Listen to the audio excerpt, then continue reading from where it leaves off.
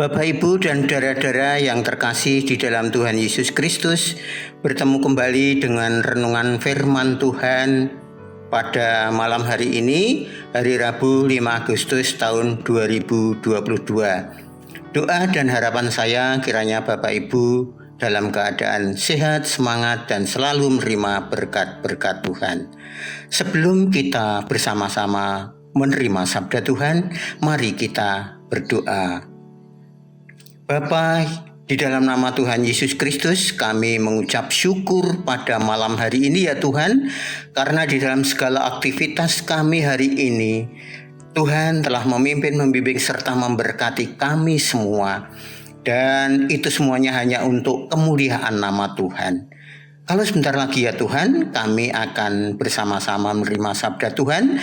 Kiranya Roh Kudus-Mu hadir atas kami, urapilah hati kami, dan lembutkanlah hati kami, serta meteraikan hati kami di dalam menerima sabda Tuhan itu, dan mengerti untuk menerima sabda Tuhan dan melakukan di dalam kehidupan kami sehari-hari.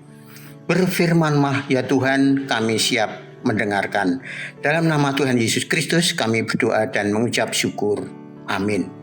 Bapak, Ibu, dan saudara-saudara yang terkasih di dalam Tuhan Yesus Kristus, renungan kita pada malam hari ini terambil dari Kisah Para Rasul pasal yang ke-7 ayat yang pertama sampai ayat yang ke-8. Namun saya akan membacakan Kisah Para Rasul pasal yang ke-7 ayat yang ke-60 yang demikian sabda Tuhan. Ya Tuhan Yesus, terimalah rohku. Sambil berlutut ia berseru dengan suara nyaring, Tuhan, janganlah tanggungkan dosa ini kepada mereka. Dan dengan perkataan itu meninggallah ia. Demikian sabda Tuhan. Doa dan harapan kami, Bapak Ibu bisa membaca agar lebih jelas dari pasal-pasal yang sebelumnya, yaitu mulai dari pasal 6, pasal 7, dan pasal yang ke-8, agar Bapak Ibu kenal, Bapak Ibu tahu siapakah Stefanus itu. Ya.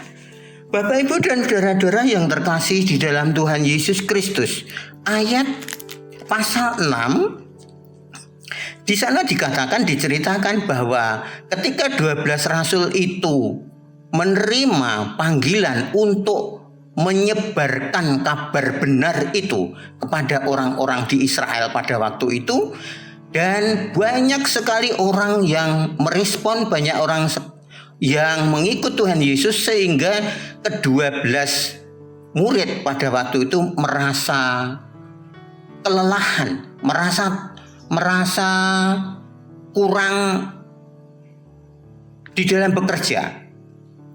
Harusnya ditambah lagi, harusnya dibantu lagi oleh orang-orang yang sungguh-sungguh hidupnya itu mau melayani Tuhan. Nah, untuk itu ke-12 murid itu memilih 7 orang sebagai pembantunya, dan orang itu sudah dipilih dan diberkati Tuhan. Salah satunya ialah Stefanus. Nah, Bapak, Ibu, dan saudara-saudara yang terkasih di dalam Tuhan Yesus Kristus, Stefanus setelah mengabarkan kabar sukacita itu, dia dipenuhi oleh kuasa Roh Kudus, hikmat, pengertian, mengadakan mujizat agar orang-orang itu dapat menerima Kristus sebagai juru selamatnya. Namun Bapak Ibu, pada ayat yang ke-9 pasal yang ke-6, tetapi tampillah beberapa orang dari jemaat Yahudi yang disebut jemaat orang Libertini. Anggota-anggota jemaat itu adalah orang-orang dari Kirene dan dari Alexandria dan kawan-kawannya. Itu menghasut, tidak senang dengan apa yang Stefanus lakukan, sehingga Stefanus itu dihadapkan kepada mahkamah agama pada waktu itu.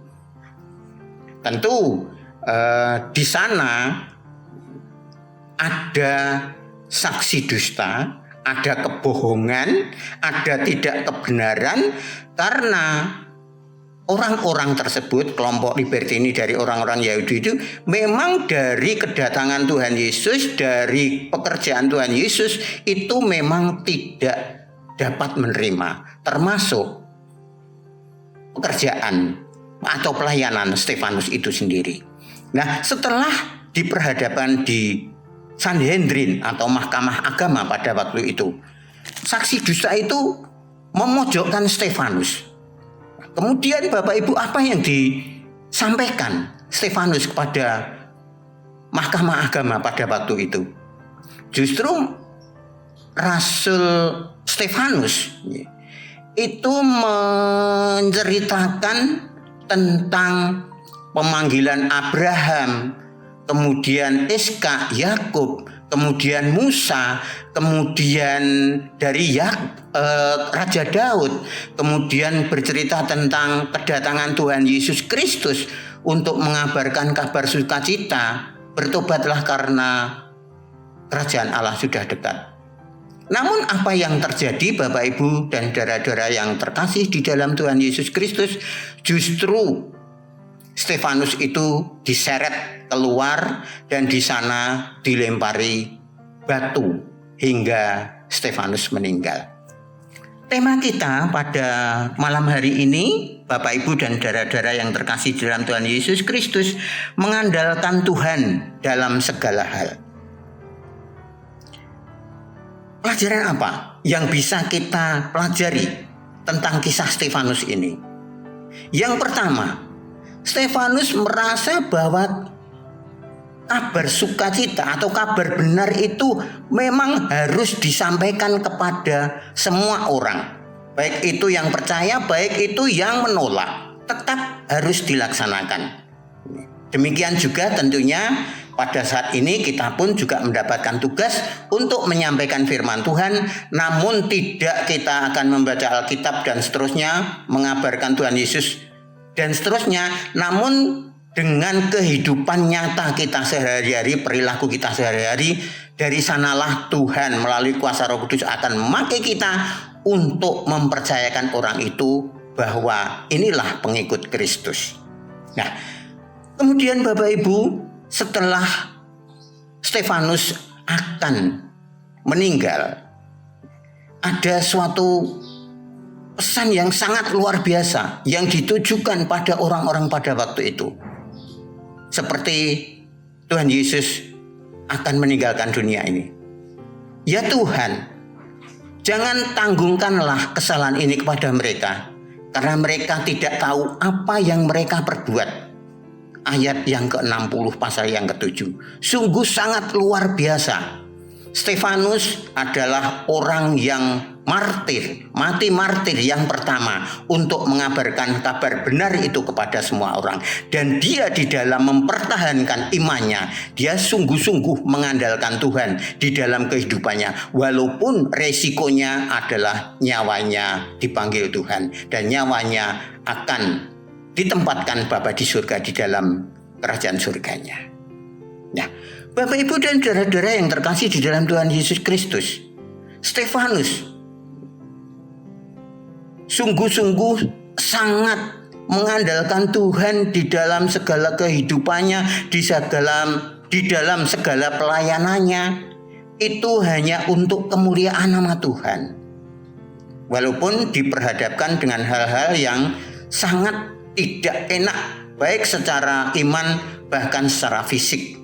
Namun itu justru akan meneguhkan imannya di dalam mengikut Kristus. Suatu pelajaran yang sangat luar biasa Bapak Ibu dan saudara-saudara yang terkasih di dalam Tuhan Yesus Kristus. Kita pun akan mengikuti jejak, meniru pelayanan Paulus itu, melayani Stefanus itu. Walaupun kita akan berhadapan, mungkin dibenci atau dicemooh, atau mungkin kita dipojokkan dan lain sebagainya, itu adalah warna di dalam kehidupan, di dalam hambatan kita melakukan kehidupan ini dan menyebarkan kabar benar itu untuk semua orang. Nah, Bapak Ibu dan saudara-saudara yang terkasih di dalam Tuhan Yesus Kristus, Kiranya Stefanus ini menginspirasi iman kita tetap teguh untuk melayani Tuhan, untuk melayani sesama, dan kita tetap mengandalkan Tuhan di dalam seluruh kehidupan kita. Tuhan memberkati. Amin. Mari kita berdoa. Tuhan Allah Bapa kami yang bertahta di dalam kerajaan surga yang mulia, kami mengucap syukur malam hari ini ya Tuhan, kami telah belajar dari kehidupan Stefanus yang Tuhan berikan hikmat, Tuhan berikan kepandaian untuk menghadapi segala sesuatu yang berkaitan dengan kemuliaan nama Tuhan. Dan itu semua dilakukan oleh Stefanus dengan sungguh-sungguh, walaupun di akhir hidupnya sangat kasihan.